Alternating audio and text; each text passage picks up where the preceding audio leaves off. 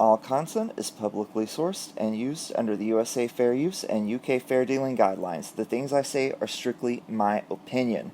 Hello, you guys. It's the Bizzy Bee with that royalty. I hope you're all doing all right this Thursday, July the 2nd. I got back yesterday from my trip and Lady C's book was waiting here for me. It came in the mail. I dived right into the first chapter. I read it. I highlighted a few things I want to share quickly with you guys today. I started reading the second chapter, but my eyes were getting a little heavy, so I put it down. I'll dive into that one when I'm done making this video. So let's get into that. But before I dive into Lady C's book, I saw something I wanted to share with you all. This morning I was watching an interview with Lady C on a British morning show called This Morning with Philip and Holly. And she was talking about the book, and Philip and Holly, the host of the show, they were kind of coming at Lady C a little bit, if you know what I mean. But she did pretty good in defending herself. I just wanted to share a few interesting things she said in this interview. I think you guys will get a kick out of it. So there's Philip and Holly, and there's Lady C. That was her in the actual interview. It's on YouTube if you guys want to check it out. So they asked her if she thought it was tawdry and undignified writing this book, and she responded, "There's nothing tawdry and undignified about the truth." She said that Harry and Meghan's story is a love story. Harry definitely loves Meghan. Meghan certainly appears to love Harry. I thought that word appears that she threw in there was very interesting. She didn't say Harry appears to love Meghan. She said Meghan appears to love Harry. So there's maybe a little suspicion there that Meghan's playing him. I think we all know that she is. She's one of the world's greatest con artists. And Meghan, I'm sorry, not Meghan, Lady C went on to say, the Paps have far more access to them in LA than in England. They left the royal family to achieve financial independence because £40 million per year is not enough. No amount is ever enough for Meghan. She wants it all. And what Meghan wants, Meghan gets. Right, Harry? Lady C stated, I do not buy that they went to LA for privacy because they would have far more privacy in England. Any fool knows that to be a fact. And then she went on about Meghan's political ambitions. I think the only reason Meghan has political ambitions now is because the A-list directors and casting directors aren't knocking on her door, offering her parts, so she's going to hitch on to whatever wagon she can to keep her name out there. So politics is the next logical choice. Oprah is guiding her. She'll figure it out. So Lady C stated about Meghan in politics. Meghan has told people her ultimate ambition is to run for president. She announced last week she is going into politics, notwithstanding the fact that no member of the British royal family is allowed to enter politics. She has leaked through her friends to her favorite journalists that she is going into politics. And she says that she hopes Meghan will embrace the platform she's been given, because there's no better way to represent millions of colored people around the world than as a working member of the British royal family, she said. Right, exactly. If Meghan wants to go into politics, what she needs to do is go back to England and be a working member of the royal family, earn the taxpayers' money that she's being given, and represent the colored people that way. As a member of the royal family, she has a unique position because she is the only colored member of the royal family since George III's wife, Charlotte. And she's the only modern colored member of the royal family, and she should embrace that and go back to England and be a role model for African-American girls who think that they can be a princess. Just saying. And then she went on to say, you cannot have clean hands and be involved with politics and commercial enterprises. That's why no royal is to be involved with politics or commerce. And then the host, Philip, he said, but they backed out of royal duties. Lady C responded, they have, big time, and I think it is very regrettable. If you read the book, you see there are financial reasons for having your own entity, because they are not even calling it a foundation or a charity. Up to 95% of the proceeds of that entity can be absorbed by the people who are a part of that entity. So 5% goes to the cause and 95% goes into the pockets of the people. Philanthropy in America is a big tax avoidance racket.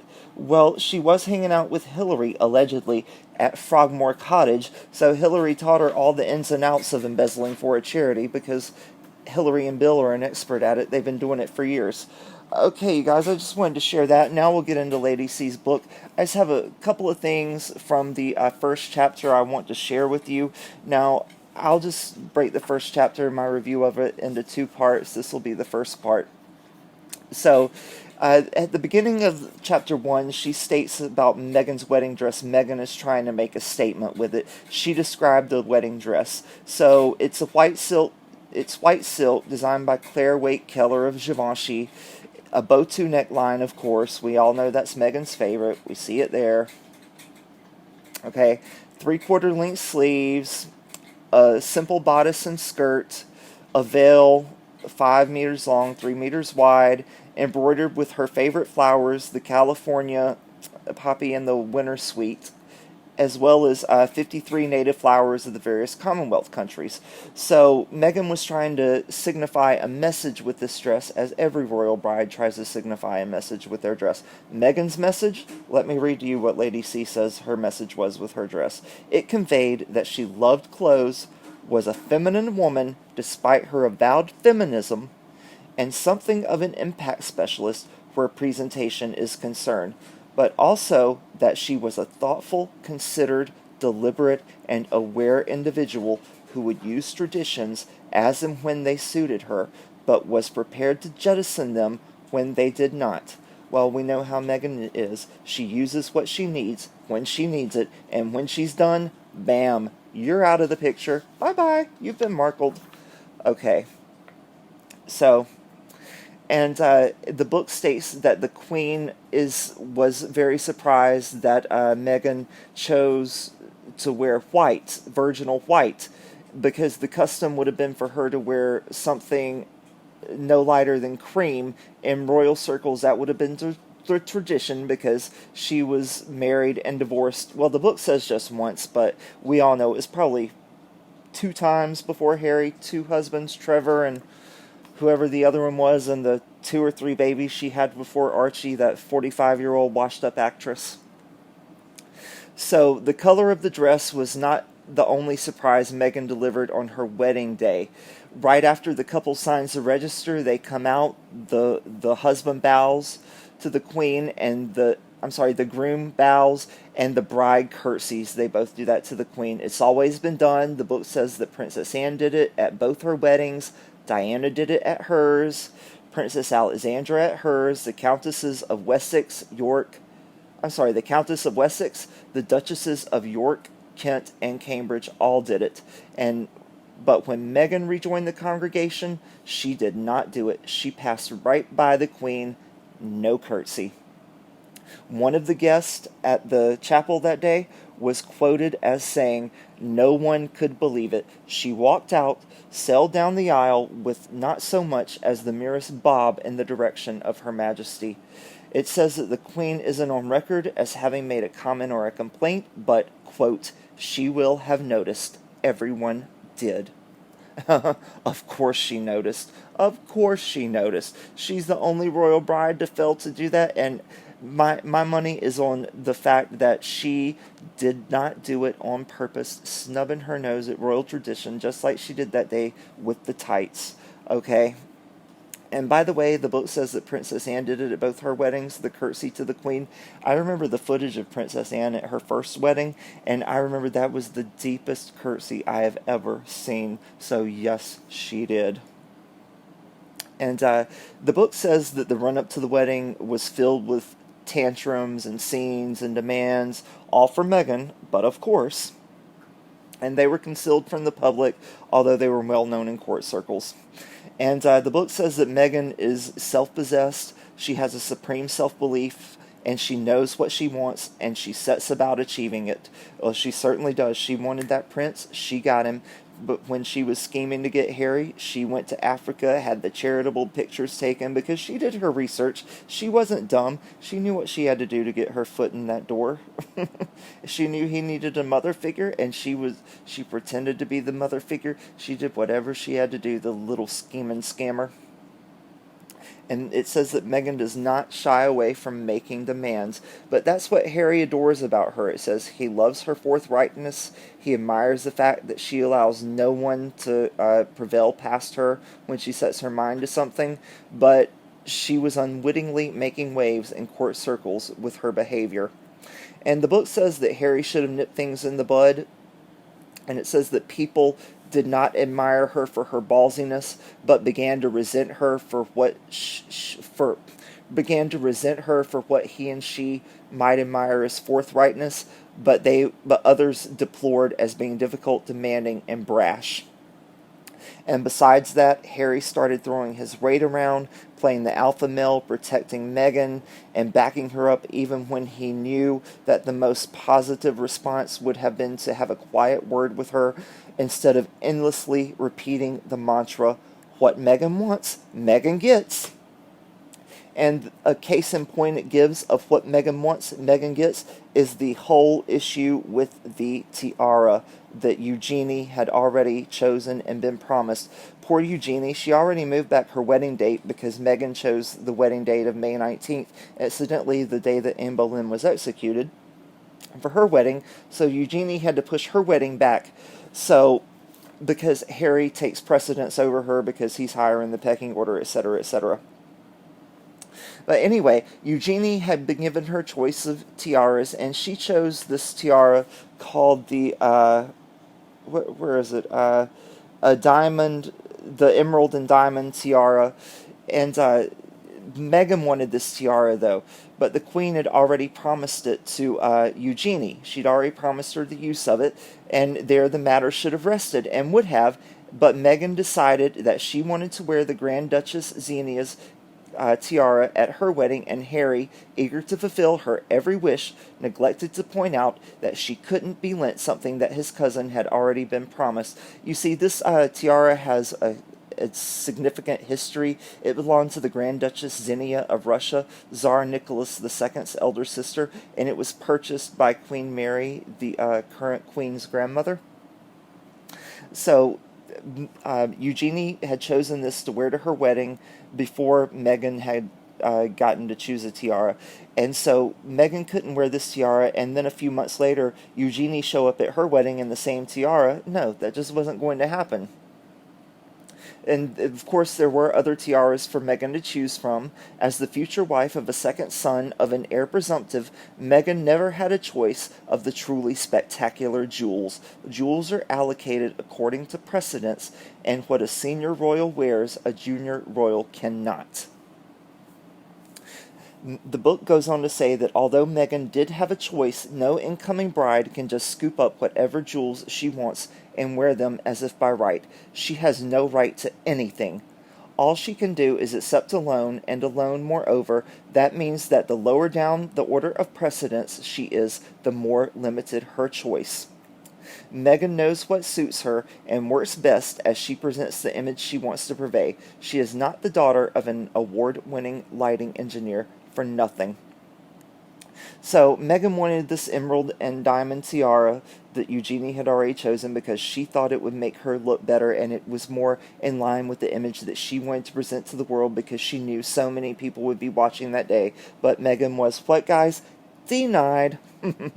One of Meghan's favorite words before she married into the British royal family was classy. Well, you guys, what would Meghan know from class? She wouldn't know class if it bit her in the you-know-what.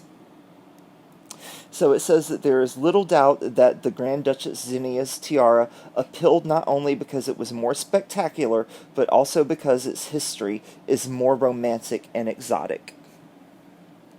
And it says that the Queen could not very well be expected to ignore her promise to Eugenie, nor would it be appropriate for successive brides to wear the same tiara. The Queen, after all, could not collude with her granddaughter's thunder being stolen by a worthless granddaughter-in-law who's a washed-up, 3-time divorced, 45-year-old mother of 3. So the Queen sent her dresser and good friend Angela Kelly to break it to M&H that they would have to accept what was on offer and not demand what was not. Well, Meghan's not very good with not making demands, is she, you guys? So the book goes on to talk about how it wasn't only the fuss about the tiara, but she also put up a fuss about how St. George's Chapel at Windsor, where the ceremony took place, smelled. She wanted it to have a certain scent. And she also went on and on about the ingredients of the dishes being prepared for the wedding. Meghan, in her forthright way, which had hitherto worked so well for her, caused great offense to a member of the staff when she implied that this person was a liar. What nerve of her! She implied that a member of the staff was a liar because Meghan claimed to be able to taste the existence of an ingredient which she had banned from a dish. So she went in, did a taste test for a dish being prepared for her wedding. She had certain ingredients she banned from being prepared, from being added to the dishes for the wedding. She thought she tasted one of these ingredients. The member of the staff promised her that the ingredient was not in there, and Meghan called him a liar because she swore it was. Well, the purported culprit was deeply offended. They denied the existence of the ingredient, and Meghan was duly informed that royals do not speak to their staff like that. It caused offense all around, and for now, the bride-to-be had injured feelings as well. Well, Meghan shouldn't have talked to people like that. Meghan shouldn't be too big for her britches. Who does she think she is? She's just a washed-up Z-list actress from a cable TV show who marries into the royal family. She's nothing. She should not talk to the staff like that. These people are not paid a lot of money, and these people do it for the privilege of working for the royal family, and they do not deserve to be talked to like that. Meghan needs to have a stern talking to, you guys. And then the book says that there was also the kerfuffle surrounding how St. George's Chapel smelt. Meghan floated the idea of having it sprayed with the perfume of her choice, a suggestion, the book says, that went down like a lead balloon. One courtier is quoted as saying, "We were really astonished to find that this minor TV actress from California was so demanding that she was giving us the message that we should up our game and satisfy her much higher standards. The arrogance and impertinence were breathtaking," this courtier said, "and they were exceeded only by her disrespect." But from Meghan's perspective, it was her wedding. She could make any demands she wanted. Well, you know what, you guys? It was her wedding, but it wasn't being paid for by her. It was being paid for by the Queen. And who do you think you are, going into a 1,000-year-old building and wanting to have it sprayed with your stinky body shop cologne or perfume or whatever the cheap tatty perfume is that nasty tart wears? Anyway, you guys, that was it for the first part of Chapter 1. I'll do a review of the second part in my next video. I want to give a special shout out and thank you to Catherine Joel and Maria Reeves. You guys are the best, and I appreciate both of you lovely ladies so very, very much. Thank you. I hope you guys like the new thumbnail I chose for my profile, a bee with a crown on top. That's me, Bizzy Bee with a crown. Alright, a few comments from my last video I wanted to share with you guys. I thought they were good. Kathleen says she never sticks at anything. She runs around like a headless chicken, looking for fame and glory. Every idea, everything she touches turns sour and then to dust. I responded, everything she touches becomes irrelevant and worthless, aka the Markle, Harkle, Sparkle touch. Elaine Armstrong says, like to see her up against Candace Owen. I responded, me too. She can't tell the truth. She can't tell the truth with the sketchy past. Seems like she would be a good politician. Haha. I mean Meghan. She can't tell the truth and has a sketchy past. Georgina Rains says, did you see the paperwork for Archie's case? Meghan is down as a friend, not the mother. I replied, ha ha ha, no surprise there. Technically, she is his mother's employer, as she paid the surrogate to have the baby for her. Georgia replied, Bizzy Bee, yes, you have a point there. Yes, Meghan isn't the mother. She isn't the friend of the mother. She's the mother's employer because she paid the mother to have the baby. Next, all those sugars sound like trailer trash who go to Walmart wearing strange, inappropriate clothing. Who else do we know who wears inappropriate clothing? I replied, I think of the sugars as yuppie, Jesus sandal with socks wearing fancy coffee drinking trouble making loonies. Simona Atkinson says, another nobody raised from nothing, like Obama. I replied, a big nobody who has dated a lot of somebodies to get where she is today. Mary Penny says, you're fabulous and interesting. Don't change. Thanks, Mary. I never plan on changing. I am unique and I love it. RHHR says, imagine if your final points were actually her talking points in her speeches, like how to ghost your family and friends, how to create the family you never had, how to recreate yourself, how to sell your soul to you-know-who for the life you feel you deserve. Just saying. I replied, I was just talking about that yesterday, that she must have sold her soul to get into the royal family. Only thing is that you-know-who loves loopholes. He got her into the BRF, but she is a laughing stock. She did not specify that she wanted to be in the BRF as well as the most loved, famous woman in the world, like her mother-in-law was. It's like if you ask for a bright new sports car and you get a Corvette, but it's a toy car. You did not specify you wanted one big enough you could drive. Those darn loopholes. That's right. Meghan wished that she could be in the British royal family. So she got what she wished for, but she's also a giant laughingstock. She should have specified that she wanted to get into the British royal family and be just like her mother-in-law, the most loved woman in the world. And Meghan certainly didn't get that. Those darn loopholes, Meg. So what have we learned today, you guys? Just Harry and mooching Meg's truth is as tawdry and undignified as they themselves are. Second thing we learned today, Meg's hands will never be clean, no matter the amount of Purell she applies. Third thing we learned, no longer simply pointless squatting freeloaders, Harry and Meg are now an entity entitled to embezzle. What else did we learn? We learned what Meghan wants, Meghan gets. Although Her Majesty the Queen never agrees, although Her Majesty the Queen neither agrees with that statement nor cares what the patron saint of yacht girls, bunions, Z-list actresses, and all-around despicableness wants. Fifth thing we learned, H&M bring out the worst in each other, as if either of them have any good qualities which can rise to the surface. Sixth thing, if one wants to remain relevant, one should stay at least 6 feet away from malignant Meg at all times. Her pointlessness and toxicity spread quickly. Number 7, Meg has a sketchy past and trouble with the truth.